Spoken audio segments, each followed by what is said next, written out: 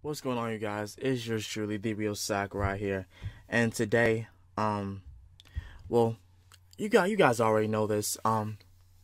Today I'm gonna do a reaction to a certain some other than Pokemon related. But before I do that, I just want to quickly, you know, gather my thoughts and just basically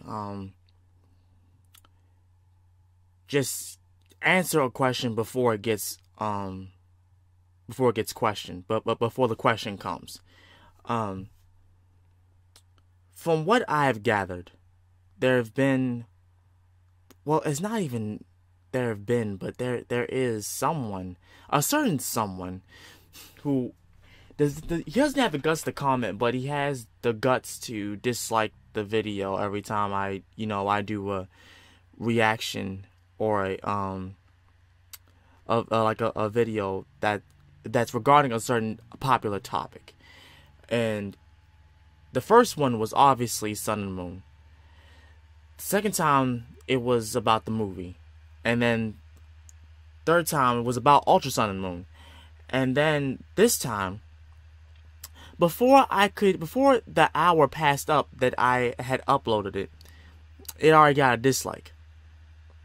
I'm just like, wow, that's very peculiar. It's always one dislike.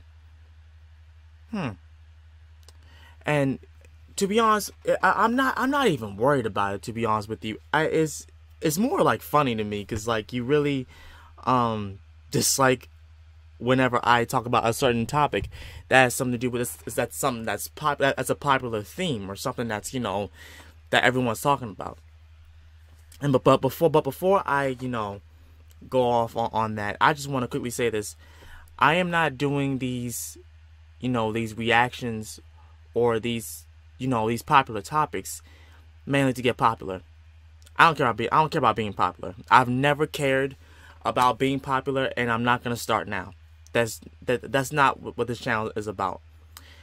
The reason why I had just did this this recent reaction to a certain movie that we've all been wanting, Marvel Infinity War,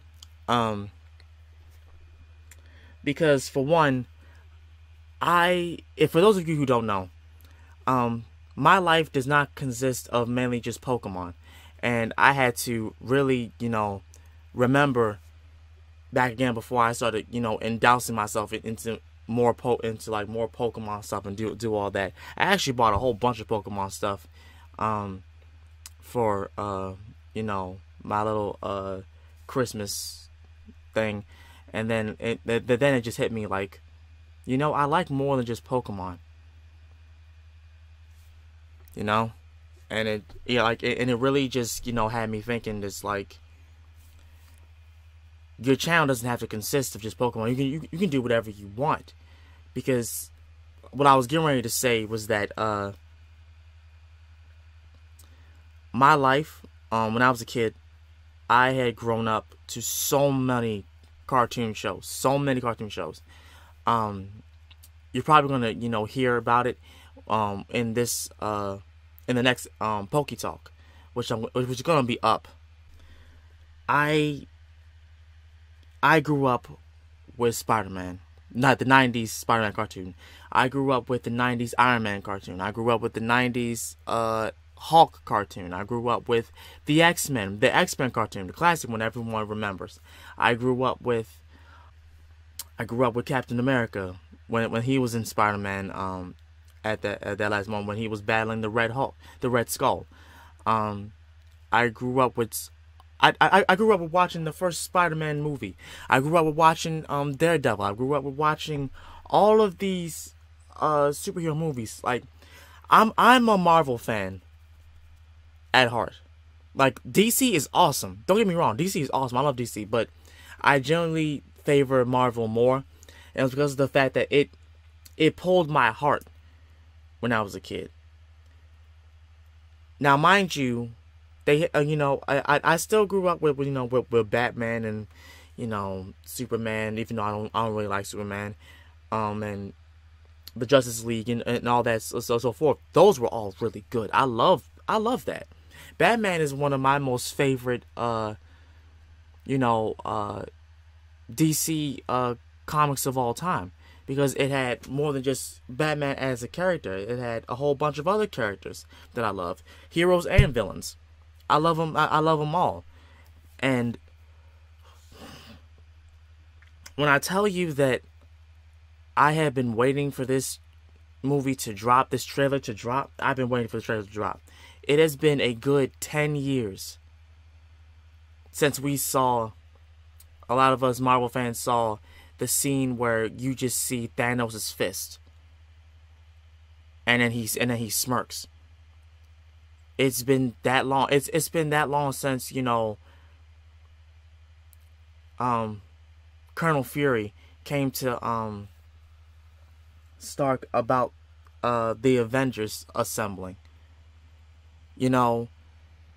All of that has been boiling.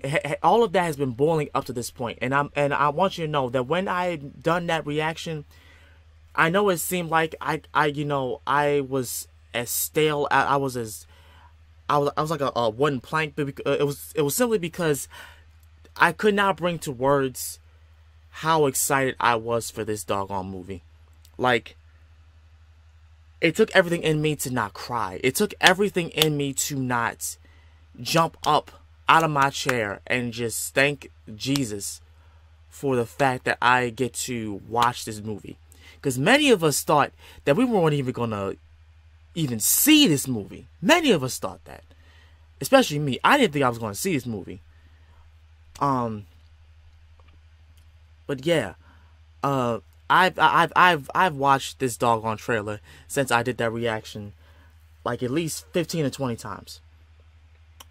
I watched the reaction that Ecomog did, the Ecomog Media Group.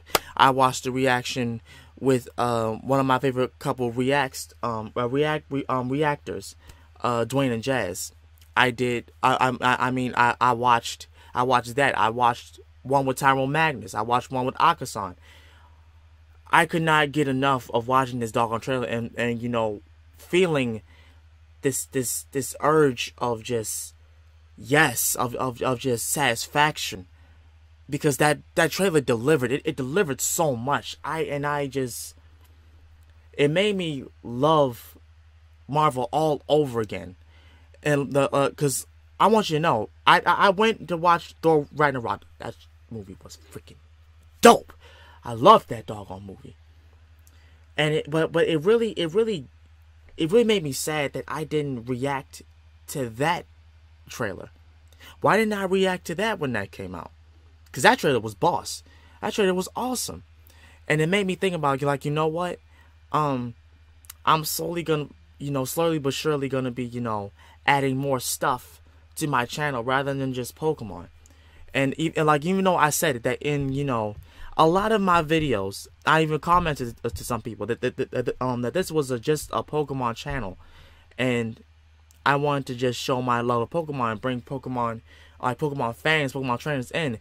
But now I'm having an even a wider spectrum of thoughts, and I just think that instead of just basing it solely on Pokemon trainers assembling, positivity and whatnot, why not just have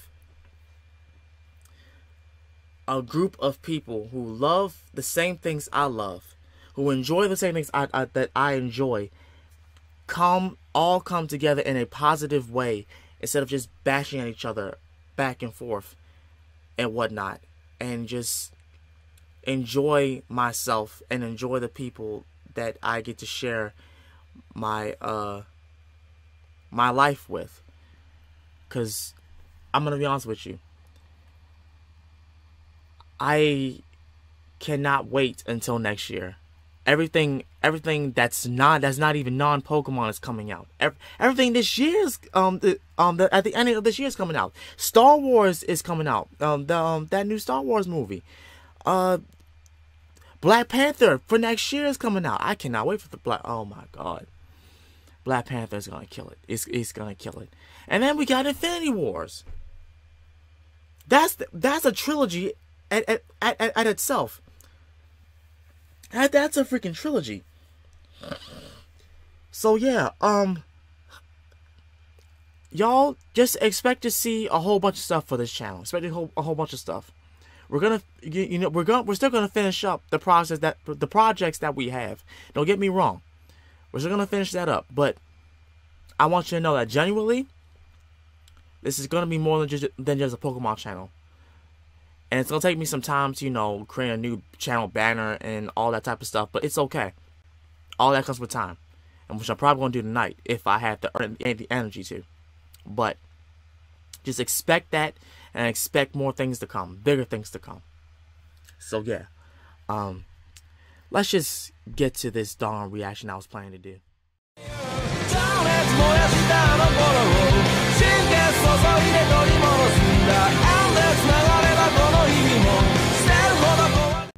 Alright, so now that we've done a reaction to Infinity Wars, I thought about it and I was like, you know what? I don't really know much about what's about to happen in Infinity Wars, because I know about Thanos. I know that he's getting ready to wreck some shit, but I don't know how big of an impact that's going to be. And I can't remember about the Infinity Stones and each of their powers that they have separately, which has brought me to searching on YouTube, of course, about the Infinity War. And I can't decide whether I want to do one video where it's just explaining part 1 of the Infinity War, or just talking about the gauntlet itself. I'm probably going to do, both, but first, let's do the one about the Infinity War Part 1, The First Strike. And this is going to be like, this is going to be by ComicsExplained. Alright, here we go.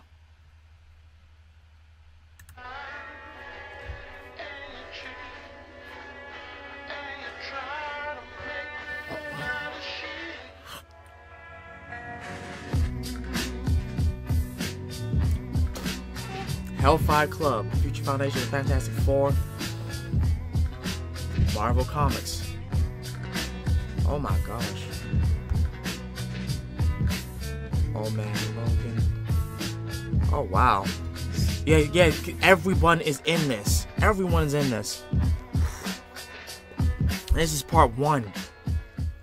So with the Infinity War, what we're going to find is that, like the Infinity Gauntlet, we're going to be covering a lot of stuff in each individual video, because these comics are chock full of information. Jim Starlin did quite a good job covering the events as they took place directly after the Infinity Gauntlet. And what we're going to find here is a mishmash of things. Most notably, we're actually going to find Thanos switching sides. And as this story begins to come to an end, what we're going to see is that an incredible ruse was done. An incredible trick took place with regards to the actions of Thanos and the main villain of this story.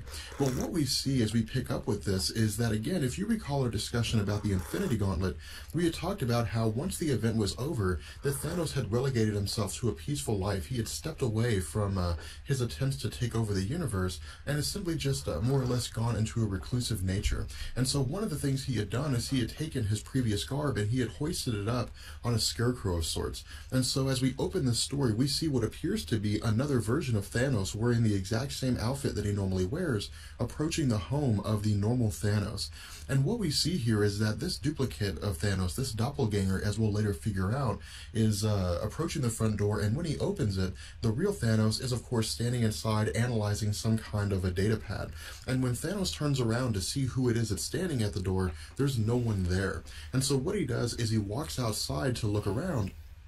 But when he does, the doppelganger of Thanos is hiding behind a tree. And so from here, we pick up with the real Thanos. And Thanos is speaking with his computer while at the same time analyzing the information that's been given to him. And what the computer says is that the telemetry has been gained or has been accessed for whatever it is that Thanos is looking at.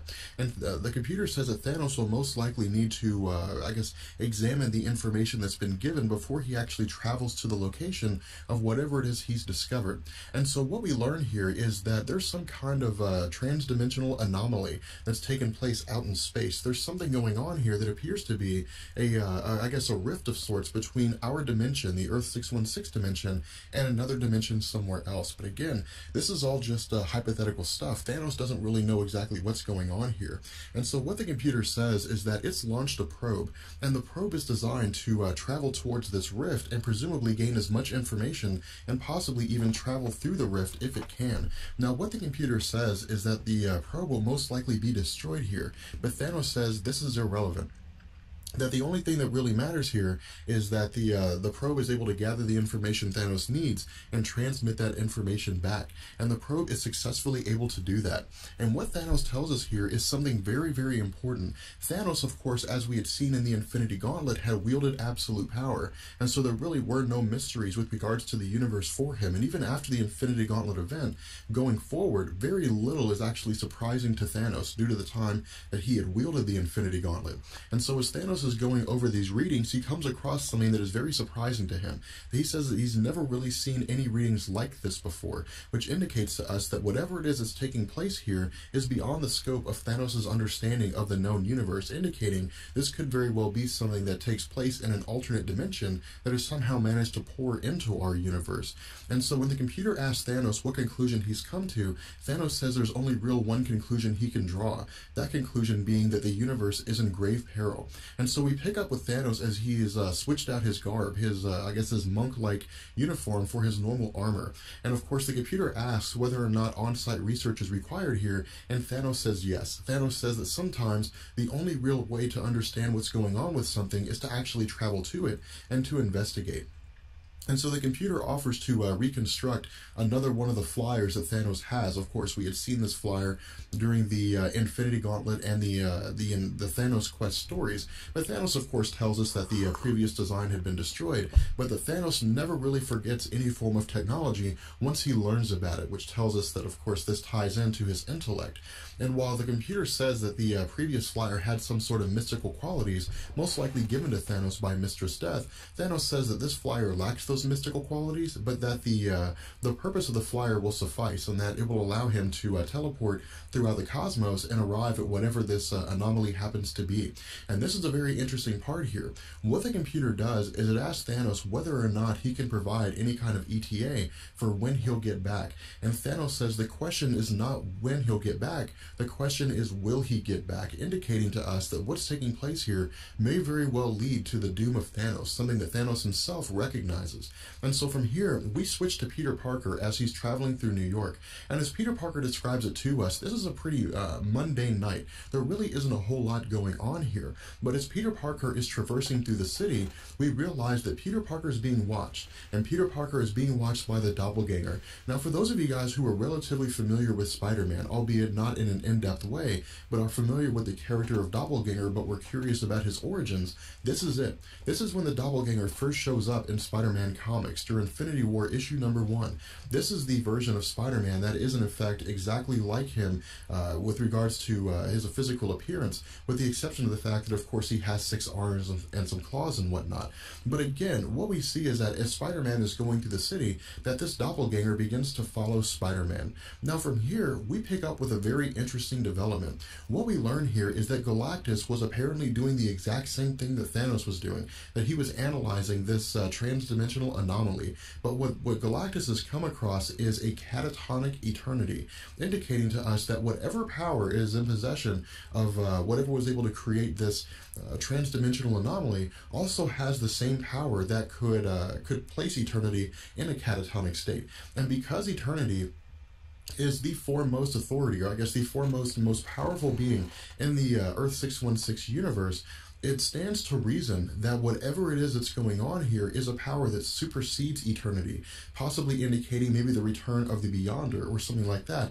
We don't quite know what's going on here. And Galactus even goes as far as to say this. Galactus says, whatever power, whatever forces are about that have caused this are forces that cannot be allowed to continue unchecked. They're forces that cannot be allowed to continue unchallenged. something has to step in the way of whatever these forces are and bring their reign to an end. Now, in addition to Galactus analyzing eternity in a catatonic state, we also see that Thanos has arrived. Now, whether or not Thanos and Galactus are aware of the other's presence is something we don't know. What we do know is that Thanos is analyzing the idea of eternity being in a catatonic state.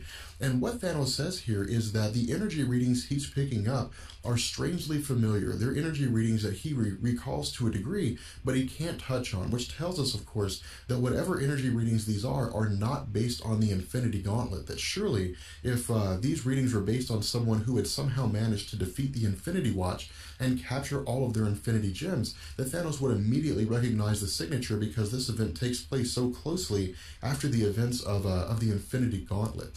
And so again, as Thanos is examining eternity, as he's examining this situation, he notices out of the corner of his eye a version of himself that's standing on an asteroid, but a split second later, that version is gone. And this takes Thanos by surprise a little bit. Thanos really isn't sure what to make of this. And so from here, we switch to Tony Stark. And again, one thing to keep in mind is that when it comes to the relationship between Tony Stark and Iron Man, at this point in the Marvel Comics, people don't know that Tony Stark is Iron Man. As far as they know, the story is still true that Iron Man is the bodyguard of Tony Stark. And so what we learn here is that Tony Stark had been spending the weekend in Las Vegas and presumably had created some kind of a ruse or some kind of a situation that allowed him to leave and to take on the role of Iron Man to go about making sure that things are safe, that he's able to travel back to his home and make sure that the city is in good standing. But before he's able to travel too much farther, his armor informs him that someone's locked onto him. And when he looks back, he realizes there's a doppelganger of himself that's chasing him. And this is what we're going to see in this comic. We're going to see doppelgangers of various characters encounter their originals, but we won't find out until later on why it is these doppelgangers are here or who it was that had created them. And so what we do is we switch back to Thanos. And at this point, it appears that Thanos has found a way to transcend, to enter the transdimensional rift and to actually see what's on the other side. And when he gets through this rift, he sees what appears to be a massive shrine of some kind. And indeed, Thanos says this shrine reminds him a lot of the shrine he had made for Mistress Death. And so this citadel of sorts is something that he likes. It's something that he really enjoys due to the fact that it brings back great memories for him in terms of his affection for Mistress Death. Now from here, we pick up with Thanos as he gets to basically the front door of this citadel. And what Thanos tells us is that this front door doesn't have any kind of a sentry or any kind of automated, systems guarding it. And so Thanos comes to two conclusions here. The first conclusion is that this may very well be an abandoned outpost, that somebody was here at one point, but they're not here anymore. But in a more dangerous situation, the second conclusion is that there may very well be somebody here. But because this person possesses a vast amount of energy, they're not concerned about anyone who would show up here, because their power would allow them to eliminate this person entirely. And Thanos, because of his curiosity and because of the fact that he knows that a conclusion has to be created, or a conclusion has to be discovered regarding this whole thing, proceeds inside of the citadel. And when he does, he discovers what appears to be a massive gem, possibly a massive infinity gem that is being perhaps powered or else having its energies channeled by a giant piece of machinery. And so as Thanos is continuing to explore here, we pick up with Wolverine. And Wolverine is in nature. This is basically Wolverine's way of being able to meditate. It's his way of being able to come to grips with, coming into contact with his more primitive self. It allows him to really hone his skills in terms of his senses as well as his fighting prowess. But as he's moving about in nature, he comes across another doppelganger of himself. Now, this doppelganger is different from Wolverine in several ways, as we can see. Of course, this doppelganger is wearing different colored clothing. More notably, it doesn't have 3 adamantium claws, but instead has claws coming from its fingers. Now, we don't know whether or not this doppelganger actually has adamantium or whether it doesn't have adamantium. And if it did not have adamantium, it would make it very easy prey for Wolverine due to a combination of his healing factor and the indestructible metal that covers his bones. And so what we see is that the two of them begin to engage in combat with one another. And what we do is we switch back to Thanos as he's continuing to examine this gem. Now, Thanos' idea here is to perhaps take a piece of this gem and take it back to his base for some kind of investigation. But before he's actually able to do that, someone comes up from behind him and asks Thanos whether or not he truly intended to take a sample of this gem back to his home. When Thanos turns around, it seems as though Thanos recognizes who this person is by addressing them as you. And so what we do before we find out who this person is we jump to Doctor Doom. And Doctor Doom, again, like Galactus and Thanos, is examining this transdimensional rift, is examining this anomaly. So okay, so from what I can gather, Thanos right now is not even concerned about taking over the universe. He's trying to figure out what the heck's going on, and now he found one of the Infinity Stones, a giant piece of one of the Infinity Stones, and somebody's behind him. He knows relatively who it is, but all the while we're seeing other events unfold to each of the Marvel characters, and something to do with these doppelgangers. Like, what in the world? Spider-Man's doppelganger, Wolverine has one, freaking, I wouldn't be surprised if Dr. Doom had one. Lord Jesus. And what he comes to the conclusion of is saying that whatever power it is that is based with this anomaly, whatever energy readings are emanating from this anomaly, is very similar to the same kind of energy readings that are usually controlled by a cosmic entity, telling us this is a vast amount of power.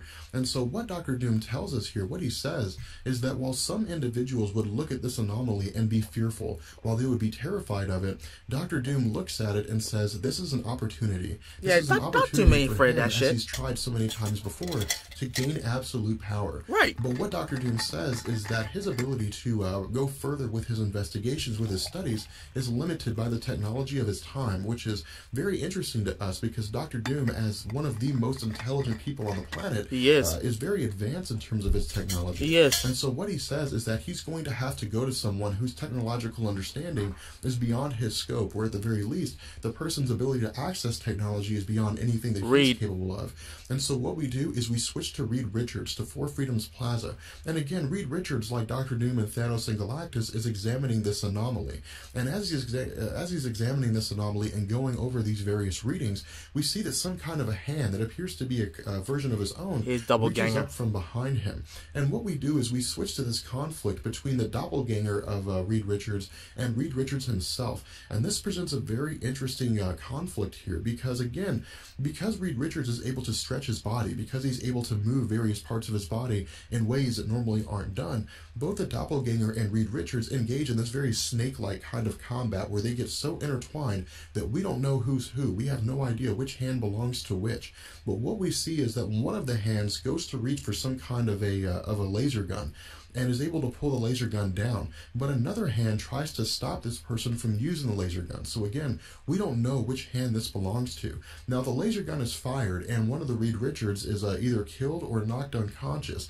And what we see is that another version of the Reed Richards, the one who was able to come out on top in this conflict, has his back turned to us. So we don't know if this is the doppelganger Reed Richards or if this is the actual Reed Richards. And so what we do is we pick back up again with Thanos. And of course, what we see is that Thanos is conversing with this unknown individual, presumably the individual who's the person behind this transdimensional rift and the incapacitation of eternity. And what we learn here is that this person is the Magus, that the Magus, the evil counterpart of Adam Warlock, has returned to reality. Now, we don't know yet how this was done, and we actually won't find out until Infinity War issue number 2. But the Magus, again, is, as we previously talked about, the evil version of Adam Warlock who seeks to take over this reality, to basically take all forces or all life in this reality, adapt them into the Universal Church of Truth, and then force them into a position where they will worship him as a god. And so what he says here to Thanos is that Thanos probably didn't expect to see him again. Thanos probably didn't expect to see him at all. And so what we see is that the Magus and Thanos begin talking to one another. And this is one of the interesting relationships between Thanos and the Magus. Despite the fact that at this point in time they have opposing opposing ideologies, they have a lot of respect for one another to a degree due to the vast amount of power they possess, but because of the lengths they will go to achieve their own ends. Now, this respect is tentative at best, meaning that it's very fragile and it could come to an end at any time. But as they're talking, we of course see that the Magus references Mistress Death, about how Mistress Death had previously claimed Thanos as her own, as her partner to a degree, but that, of course, Thanos says that she had rejected him due to his actions with the Infinity Gauntlet and the Infinity Gauntlet event. But again, what the Magus says here is that there's more than one way to come back from the dead. There's more than one way for him to reconstitute himself. Now, whether or not this means that the Magus knows how he came back to reality is something we don't know. What we'll find out in Infinity Gauntlet or Infinity War issue number 2 is how it was the Magus reconstituted himself, but it was actually a subconscious action by Adam Warlock. And so it may very well be the Magus had just popped up into existence and didn't know how he got here. But what we also see with Thanos is that he taunts the Magus a little bit, and referring to the Magus as the shadow of Adam Warlock, that Adam Warlock is the real person and the Magus is simply just a darker part of him, which to a degree is true on a more physical and philosophical level. But of course, this is one of the banes of the Magus. He hates being referred to as the shadow of Adam Warlock. And so what we see here is that we switch back to both Iron Man and Wolverine, as both of them are fighting their doppelgangers. And it seems as though they're both putting up a very good fight. They're doing the best they can to combat the copies of themselves, these twisted and mutilated versions of themselves. But ultimately, we see with this conflict that Wolverine appears to be the one that comes out on top with his doppelganger, but that ultimately Iron Man appears to be defeated by his. Now, we don't exactly know what the purpose is of these doppelgangers being here. Of course, with them being doppelgangers, normally they would take the place of the person they've defeated, which is the entire reason behind a doppelganger. Right. But because this doppelganger is so different in terms of its physical appearance to Iron Man, there's no way that it could successfully replace Iron Man, at least not in terms of how it looks right now. But when Wolverine kills his doppelganger, another very interesting thing happens. Wolverine's doppelganger just disappears entirely, and so Wolverine begins to set off, but we don't know exactly where it is that he's going. Now from here, we switch back to Galactus, and Galactus, of course, is talking with Nova. Now this version of Nova is different from the one of Richard Rider. Richard Rider, of course, became Nova through the Nova Corps, and so on and so forth. This version of Nova is a herald of Galactus, and her name is Frankie, and she, of course, possesses power cosmic, the same powers to a degree that the Silver Surfer had, but she's able to manipulate her energies in the form of a physical flame that manifests itself as her hair. Damn. But she's talking with Galactus here. And Galactus, as he's explaining it to her, is analyzing this transdimensional rift, but the problem here is that he can't get past it. He can't penetrate this rift due to the fact oh that shoot, look at the doppelganger of Spider-Man. And so what he says is he's got going to need impaled. the help of somebody else to get him past this rift. And that person, as it appears, is going to have to be Doctor Strange. And we get a little bit of a glimpse here with regards to Spider-Man. What we learn with Spider-Man is, of course, that he had encountered his doppelganger. He had apparently had defeated his doppelganger. And the way that Spider-Man is reacting here in the form of appearing to be totally exhausted, that it was most likely a very in-depth conflict between the two of them. But from here we pick up with Iron Man, and what we learn is the whole purpose of these doppelgangers. Now these doppelgangers are apparently defeating their counterparts, and then they're replicating their bodies. Now what they do with the original bodies is something we don't know. We don't know what happened to the actual body of Tony Stark. It may very well be that the body of Tony Stark has been assimilated or has been absorbed into the body of the doppelganger, and that if this doppelganger is killed, that the body of Tony Stark will be spit back out. We don't really know what would happen at this point, but what we see is that once this doppelganger is able to effectively copy Tony Stark, that it'll go about the process of doing whatever it is that it was assigned to do. Now from here, we pick back up with Thanos again, and Thanos again is continuing to converse with the Warlock, or with the Magus, and is trying to find out what it is the Magus is doing, trying to understand what it is that the Magus is coming to. But what Thanos does is give us some very valuable insight into his mind, specifically after he had gained and been defeated with the Infinity Gauntlet. And what he tells the Magus is that the Magus is very disconcerting to Thanos. And the idea here is that the Magus is looking to possibly use whatever energies he's been able to attain to, again, try to take over the normal Earth 616 universe. And when the Magus asks why it is that Thanos thinks this, Thanos says the reason is because he looked at the Magus, and the Magus is already in possession of incredible power. He's able to manipulate the power cosmic. He basically has the same power as Adam Warlock, yet there's still a desire for conquest in the Magus's eyes. He still pursues more power, and in a lot of ways, why? the current mindset of the Magus reminds Thanos of himself when he was going after the Infinity Gauntlet. And so what we do is that as the two of them are going through, the Magus begins to realize what it is that's going on here with Thanos. That there's a difference here. That Thanos, as he appears now, is not the same kind of Thanos the Magus had previously encountered when the two of them had come into conflict before the Magus' timeline had been destroyed.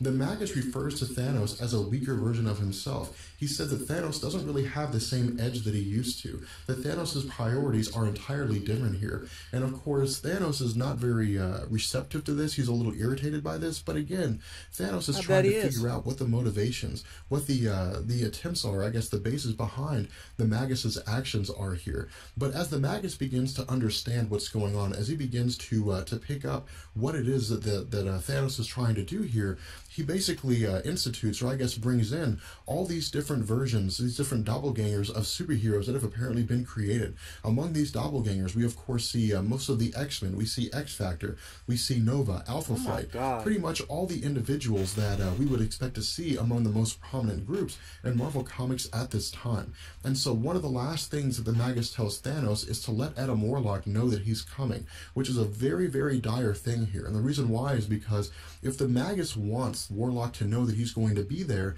then the Magus must be capable of incredible feats, powers that are far beyond the scope of anything any of the superheroes on in the Earth 616 universe are able to utilize. And this is something Thanos recognizes. Thanos says that whatever it is that's taking place here, whatever the schemes are that the Magus is getting into, are going to probably lead to the ruin of the entire universe. It's going to lead to the destruction of all. And so what he says is he can't do this on his own. He can't defeat the Magus on his own, that he's going to need help in winning this conflict. Now, another thing that we see is that the doppelganger of Thanos is speaking with the Magus, and what this doppelganger is saying is that the telemetry, the destination that Thanos has set for itself, or set for himself, is exactly as the Magus had predicted, indicating that the Magus has been playing Thanos this entire time, or at the very least expects Thanos to follow a certain course of action, which is exactly what Thanos does. Now, what we do from here as we switch to the Avengers headquarters. And when we get to the Avengers headquarters, we see that Reed Richards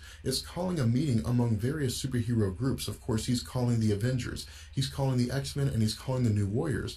And he's basically telling them all the same thing, that there was some kind of a doppelganger that had encountered him and that had tried to kill him, or presumably defeat him and most likely take over his physical body. Of course, he also says that whatever forces are at play here, whatever energy readings it is that he has picked up, are energy readings that are quite possibly on the same level or even greater than the powers of the Beyonder or the Infinity Gauntlet, which tells us that this is a massive amount of power. What we also see is that Reed Richards reaches out to the West Coast Avengers, to X-Factor, and to Alpha Flight, and he of course tells them pretty much the same thing. Of course, all these groups are watching this transmission at the same time. He's not going in sequence and speaking to each individual group. But what we have going on here is Reed Richards telling them they all need to come to a meeting that he's created. They all need to meet up at Four Freedoms Plaza, and they all need to basically talk about what's going on here. They need to converse about what's taking place. Now from here, we switch to Doctor Strange. And Doctor Strange is, of course, in his Arcanum. He's going about whatever his normal actions are, meditating. But before he's able to meditate too much further, he's exposed to a blinding flash of light. And from here, we don't really know what happens with his character next. But what we do is we switch to Doctor Doom, and Doctor Doom is speaking with some unnamed individual. He's saying that, again, that the data that's been sent to this person should be sufficient incentive for this person to join Doctor Doom in his conquest. And what Doctor Doom says is that he would never go about the process of going along this endeavor by himself. He would never try to figure out what this is on his own due to the vast amount of power that is involved here. But he says that this person is the only one person that Doctor Doom can trust.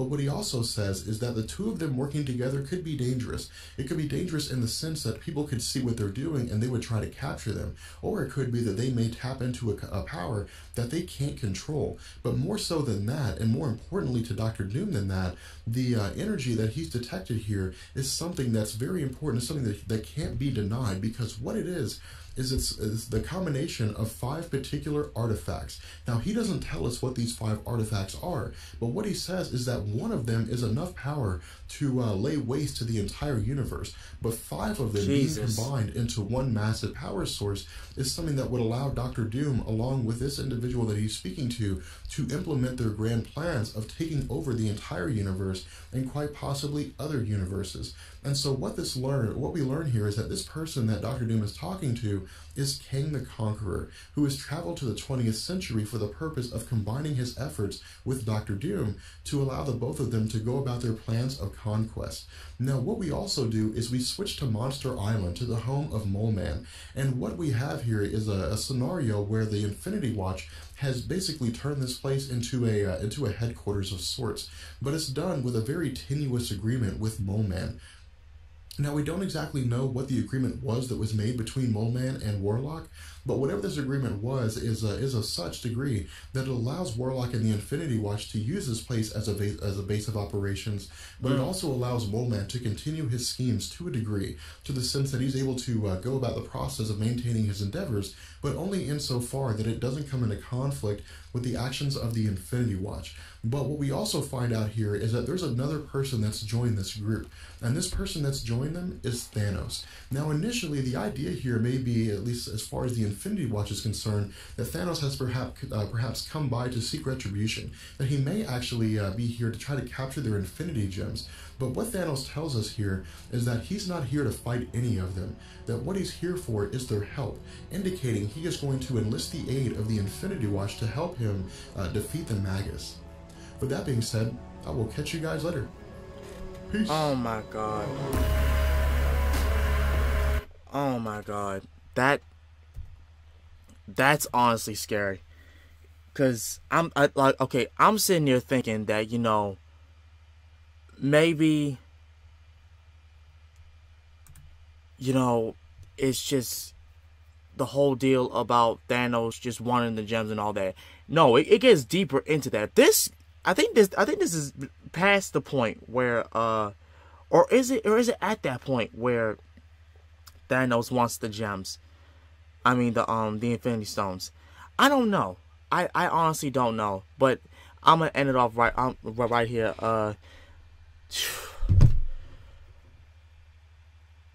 Oh my god, the detailing in this. Anyway, but this is just research for me. Cause I didn't know jack stuff about this. There are characters in here I didn't even know about. Whew. Anyway, you guys, I hope you guys enjoyed this video. If you did enjoy it, please make sure to like, comment, and subscribe. Let me know what you think about this whole thing about Infinity Wars. Do you know about it, like a little bit about it? And if you do, give some details, because right now I'm trying to figure out what exactly the story is dealing with Thanos and his conquest to getting the Infinity Stones. Let me know in the comments section below. As such, this has been The Real Sakurai, and I'm getting out of here. See you guys next time. Peace.